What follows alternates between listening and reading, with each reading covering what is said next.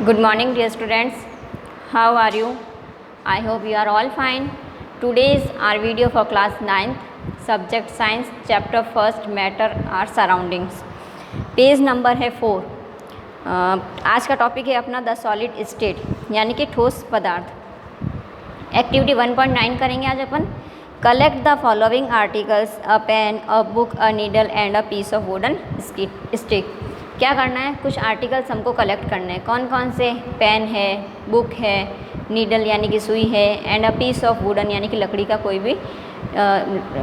कोई भी डंडा हुआ, वो हमें क्या करना है, कलेक्ट करना है। Sketch the shape of the above articles in your notebook by moving a pencil around them. अब क्या करना है, एक एक आर्टिकल को रख के उनके सराउंडिंग यानी कि उनके चारों ओर हमको क्या करना है, स्क्रैच करना है। हम किसी भी चीज़ का स्क्रैच बनाते हैं ना, उसको रख के उसके सराउंडिंग चारों ओर क्या करते हैं, पेंसिल घुमाते हैं। Do all this have a defined shape, distinct boundaries and a fixed volume. क्या ये सभी एक शेप के हैं या इनका शेप अलग अलग है, या इनकी जो बाउंड्रीज बनाई थी वो सेम है, या फिक्स्ड वॉल्यूम या इनका जो वॉल्यूम है वो फिक्स है, यानी कि आयतन जो है इनका वो फिक्स है। What happens if they are hammered, pulled and dropped. क्या होगा जब उनके ऊपर हैमर चला जाएगा यानी कि हथौड़ा चला जाएगा, पुल्ड और उसको खींचा जाएगा, या उनको ड्रॉप यानी फेंका जाएगा, तो क्या होगा। Are this capable of diffusing into each other. ये सभी योग्य हैं डिफ्यूजिंग यानी कि एक दूसरे के अंदर विस्तरण होने में या मिलने में। Try compressing them by applying force. Are you able to compress them. अब आप कोशिश कीजिए कि उसके ऊपर क्या अप्लाई करें, फोर्स यानी कि बल लगाएं। क्या ये होगा। All the above are example of solid. ये जितने भी एग्जाम्पल्स हमने देखे हैं ये सब क्या है, सॉलिड है यानी कि कठोर हैं, ठोस हैं। We can observe that all these have a definite shape. ये सब क्या है, इनका अलग अलग शेप है और वो फिक्स है। Distinct boundaries and fixed volume have a tendency to maintain their shape when subjected to outside force. Solid may break under force but it is difficult to change their shape, so they are rigged. अब क्या करेंगे, अगर इनके ऊपर हम force apply करते हैं तो ये टूट जाएंगे, लेकिन इनका जो शेप है वह नहीं चेंज होगा। तो इसीलिए ये क्या हो गए हैं, रिग्ड यानी कि दृढ़ यानी कि कठोर हैं। Consider the following.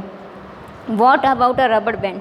अब rubber band can it change its shape on stretching. क्या इनका शेप चेंज होगा जब हम इनको खींचेंगे। It is solid. क्या ये सॉलिड है या कठोर है। What about sugar and salt. इसी तरीके से शुगर और नमक के बारे में। When kept in different jars these takes the shape of the jar are the solid.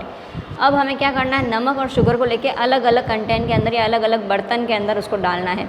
तो हम जब उनके अंदर डालेंगे तो हम क्या देखेंगे, उनका शेप चेंज हो रहा है। तो अगर शेप चेंज हो रहा है तो क्या ये सॉलिड है। All the above are what about a sponge. Sponge आप लोगों को पता ही है क्या होता है। It is a solid yet we are able to compress it. क्या ये भी सॉलिड है या कठोर है जब हम इसको कंप्रेस कर रहे हैं, इसको दबा रहे हैं। Why all the above are solid as a rubber band. Rubber band का मतलब, रबर बैंड आप लोगों को पता ही है, जब उसको हम खींचते हैं तो क्या वह उसका शेप में चेंजेस आते हैं।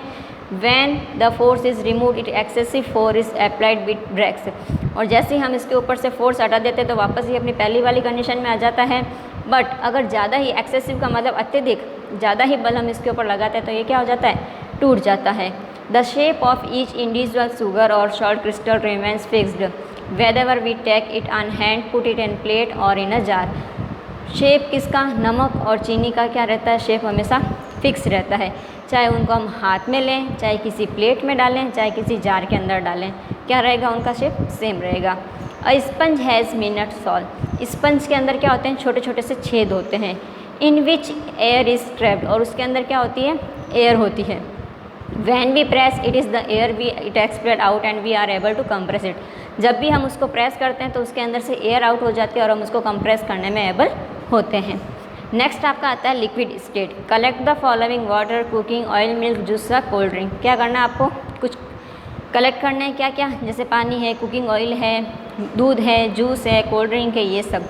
Container of different shape, put a 50 ml of mark of this containers using a measuring cylinder from the laboratory. क्या करना, लेबोरेटरी में से किसी भी 50 ml का एक कंटेनर लेना ताकि आपको उसका क्या पता है, मार्जिन या मेजरमेंट हम जान सकें। What will happen if these liquids are spilled on floor. क्या होगा जब हम किसी भी लिक्विड को फर्श के ऊपर फैला दें। Measure 50 ml of any one liquid and transfer it into different containers one by one. अब क्या करना है, इनको अलग अलग कंटेनर्स के अंदर जिनका शेप चेंज हो उसके अंदर इसको डालना है, ठीक है। When you pour the liquid from one container into another, does it flow easily? जब आप किसी एक बर्तन में से दूसरे बर्तन में से इस लिक्विड को ट्रांसफ़र करते हैं तो क्या वह इजीली हो जाता है? We observe that liquids have no fixed shape but have a fixed volume। हमें पता है लिक्विड का कोई फिक्स शेप नहीं होता, लेकिन जो उसकी वॉल्यूम होती है वो फिक्स होता है। They take up the shape of the container in which they are kept, liquid flow and change shape, so they are not rigged but can be called fluid। हम जिस बर्तन में डालते हैं किसी भी लिक्विड को तो वह उस बर्तन का आकार ले लेता है, तो इसलिए हम कह सकते हैं कि रिग्ड नहीं है, यानी कि दृढ़ नहीं, ये क्या फ्लूइड है, यानी कि तरल है। Refer to activities 1.4 and 1.5 where we saw the solids and liquids can diffuse into liquids. हमने देखा एक्टिविटी 1.4 और 1.5 में कि सॉलिड और लिक्विड जो है वो किस में जल्दी से डिफ्यूज़ हो जाते हैं, लिक्विड के अंदर। The gases from the atmosphere diffuse and dissolve in water. हमने हमारे वातावरण में जो गैसेज है हम देखते हैं वो पानी में भी मिल जाती हैं। These gases specially oxygen and carbon dioxide are essential for the survival of aquatic animals and plants. इसमें से स्पेशली कौन सी? ऑक्सीजन और कार्बन डाइऑक्साइड, वो जो कि क्या हो जाती है, पानी में मिल जाती है। और ये किसके लिए ज़रूरी है? Aquatic animals and plants. जो पानी में रहने वाले एनिमल्स हैं और पानी में रहने वाले जो प्लांट्स हैं उसको हम एक्वाटिक एनिमल्स और एक्वाटिक प्लांट्स बोलते हैं। तो इनके सर्वाइवल के लिए ऑक्सीजन और कार्बन डाइऑक्साइड क्या होती है? एसेंशियल होती है, यानी कि ज़रूरी होती है। All living creatures need to breathe for survival. सभी सजीवों को जीवित रहने के लिए, ब्रेथ के लिए किसकी ज़रूरत होती है? ऑक्सीजन की ज़रूरत होती है। The aquatic animal can breathe under water due to presence of dissolved oxygen in water. जो एक्वाटिक एनिमल्स होते हैं वो क्या करते हैं? वाटर के अंदर ऑक्सीजन प्रेजेंस होती है तो वहाँ से उसको ब्रेथ करते हैं। Thus we may conclude that solids, liquid and gases can diffuse into a liquids। अब हम कह सकते हैं कि जो सॉलिड जो लिक्विड है वो गैस के अंदर क्या होता है? मिल जाते हैं।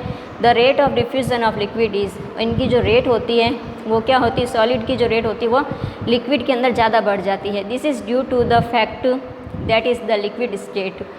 Particles move freely and have greater space between the other as compare to particle it is solid state.